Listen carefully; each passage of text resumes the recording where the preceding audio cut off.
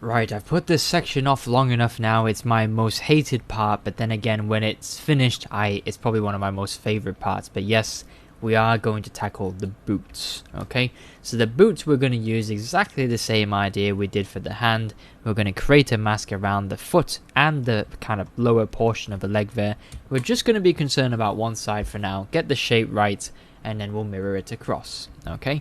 So we want to mark about where the boots are going to be, so we put the fold line there. So if we just do a control, click and drag masking there, we should be able to kind of get exactly where that's going to be. Let's go a little bit higher, because again, it's always good to get a bit more wiggle room, okay? Even though boots don't do much wiggling, but my sculpting pen does a lot of wiggling, so it's always good to get that extra wiggle room. Okay, hopefully I haven't caught any random stray polygons like I did last time. That was an interesting find.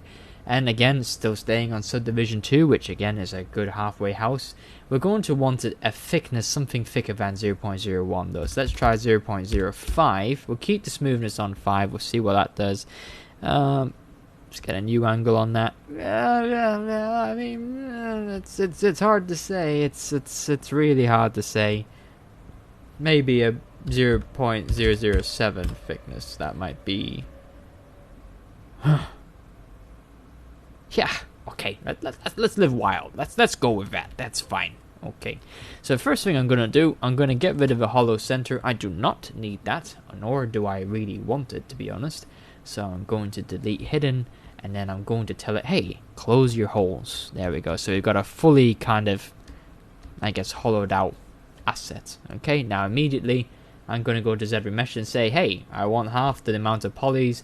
ZRemesh it for me, please, because I don't necessarily want the heel bone there. But can you see that just by using the general shape of the foot, we have got that all too difficult shape of the foot for the boot. Now, I'm going to carry on modeling, but I'm going to go into a bit of a rant, so you've been forewarned. But this is why I hate boots. You can spend literally hours pulling away at boots, looking at formations and shapes, and still it just won't look right. So having that basic foundation kind of already laid out is wonderful. It's really nice. It's putting a smile on my face. Okay, so just extending it over the toes there, so we've got the right scale.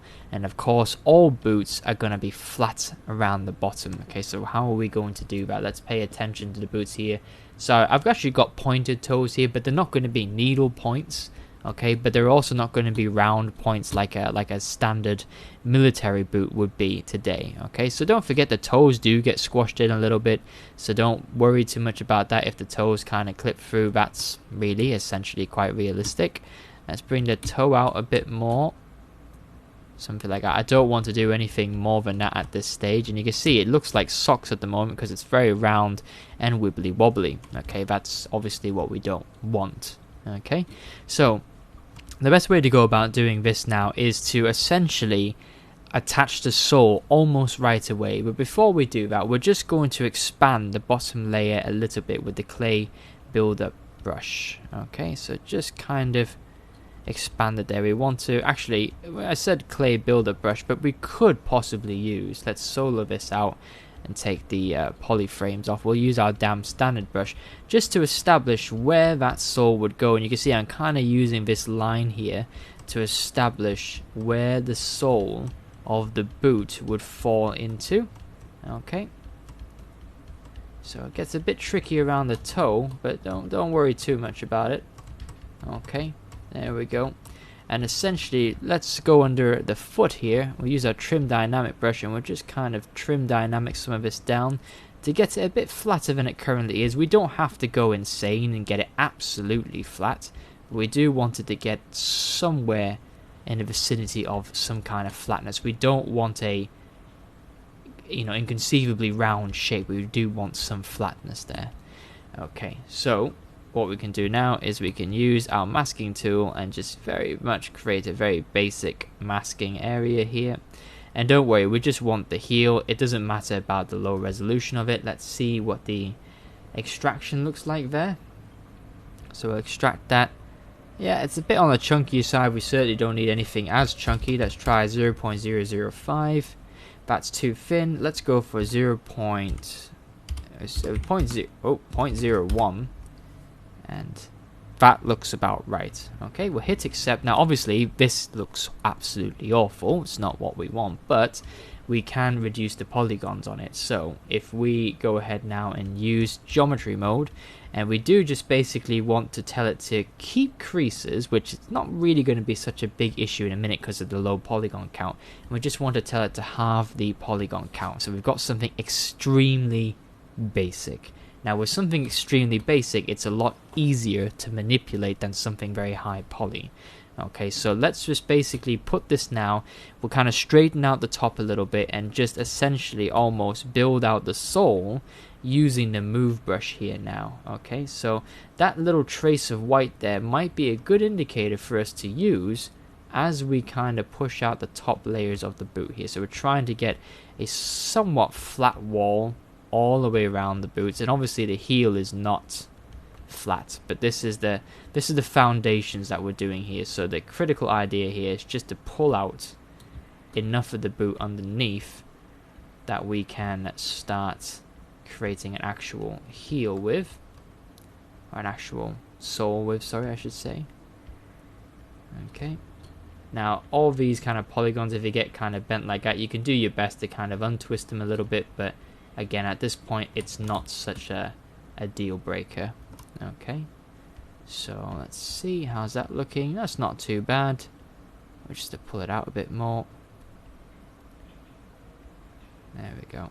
Some of the key areas, and take a look at it from underneath, make sure it makes sense. So you can see there that it's too wide, we're going to have to push that in a bit, we're going to have to push that in a bit as well. This is a bit too wide at the end, so we want to this is a chance now where you can sort of use the heel to get the correct shape.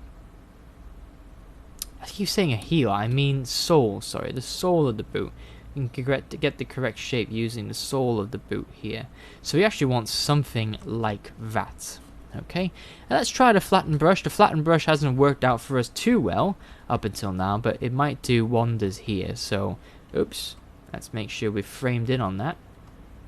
There we go. And you could actually mask the yellow portions off, that's fine. So we just use the flat brush on the areas that need be. We're not worrying about the size just yet, we're just making this flat. And as I said, don't worry, I understand that there's a curvature in the sole, but we're just focusing on trying to get a kind of rigid shape all the way around the foot at the moment. And any part here that looks a bit too big, you can pinch just to get it right, and trying your best to get it consistent all the way around. And at the moment you basically look like you're modeling sandals I guess. Okay, and let's use the inflate brush. That's a bit thin there, so we'll just increase the size a bit. And you probably already guessed the next step, but yes, we are basically going to keep the same amount of polys, but we're going to Z remesh it again, just to get, there we go. Okay, so get a bit more consistency there, and see how that lines up. Okay, now we know that the shape of the boot underneath here, that's essentially what we want. So we do want to sort of now affect the top area with the new kind of form that's been laid out by the sole. And I'm just thinking about what brush might be best here. The inflate brush may be the brush to go with at this point in time.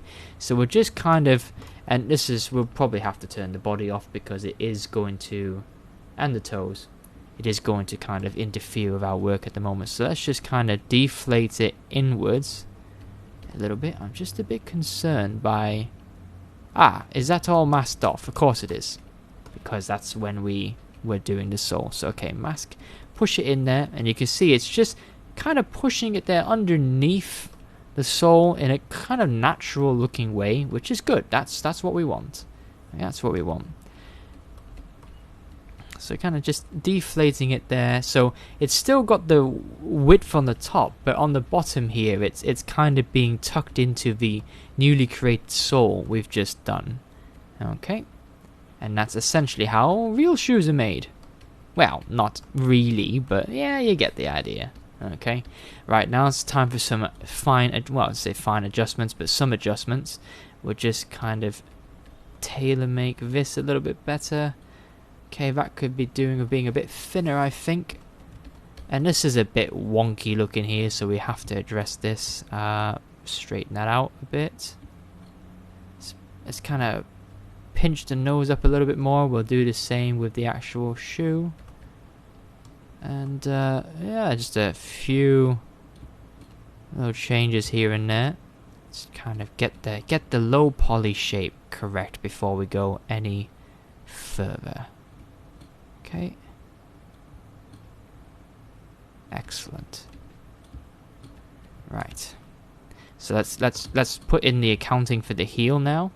So if we put the heel in there, you can see that it's starting to change the shape. So we need to go back to our inflate brush, deflate it there. It's fine. Deflate it there. Okay. Okay. Right, obviously it's still too thick, so we'll probably have to go around and kind of pinch it all. Now, I'm imagining these boots to have quite a deep sole to them, so that's why I'm keeping it kind of extra chunky looking at the moment. Okay, also because wiggle room. It's always good to have more wiggle room, in case you run out of additional thickness. Okay, right. So with something like this, the shoe, let's just trim dynamic it a bit. We don't really need that ankle part there. Okay, same on the other side. And also, of course, we now have to deal with the fact that this boot is very much going to be on the outside of the trousers. So let's grab those trousers now and bring them down to the lower subdivision level. And you probably already guessed it, but you do want to be a bit careful about this process. Mask off any of the key kind of folds you want to keep. Okay, and you're basically going to tuck the rest of the trousers into the boot mesh. Okay, now it doesn't matter if the boot mesh suddenly gets thicker over time, it's just that we can start to do this now. So let's use a standard brush for this operation, and we'll just use the inverse and push the rest of the mesh that we don't want, and you can see there it's just being forced inwards, eaten up by the boot. And then for all of these like kind of little straggly bits, you can obviously just use the move tool and push them in. Okay, something like that. And then back to the standard brush, just do another pass. There we go. So we've got this aspect here. So if you want to keep that fold, instead of kind of getting rid of it, I would suggest move it up and out. So you can keep that, but then you're not also compromising on the height of the boot. Okay, so we just push that in. So we're keeping that top fold there, but not the one underneath it. Okay. And then that little lip of the boot there can just be hidden under there. Okay. Now it doesn't matter about the top of the boot just yet, because obviously we're going to have those kind of ears that, well, I said lack of a better term, but ears that kind of flop down a little bit. Okay. So we've got the general idea of the boot there. We can see now that the character is starting to look a little bit more like the concept art, even though we've just basically kind of penciled in the footwear. Okay, but you can see how much of a part the footwear plays. It's quite important. Okay, so at this point in time, I'm just going to make some minor adjustments. Okay, I think we can put in the heel now, so let's go ahead and we'll just raise the foot up slightly, ever so slightly, and we need to do the same for the heel as well. Okay. Again, it depends on the style of boot you want, but I do want a bit of a kind of raised arch in my shoe, so that's what I'm doing there. Okay, that's something like that. Notice I'm not using any reference just yet because we're just getting the general shape, okay? But now we're at the point where, okay, we need to start looking at references now, so we need to kind of stop it here for now. We've got the general shape of the boot, we've got the general shape of the gloves. That's pretty good progress. We can now see, I mean, yes, you'd probably want to mirror it across to see what it looks like overall, but now that all the parts of the body are covered with the basic form of each garment, we can see what the costume looks like. And yeah, it's getting there. It's on point, looking good so far. We just need to keep going a little bit with the gloves and the boots to get them looking a little bit more like the concept art.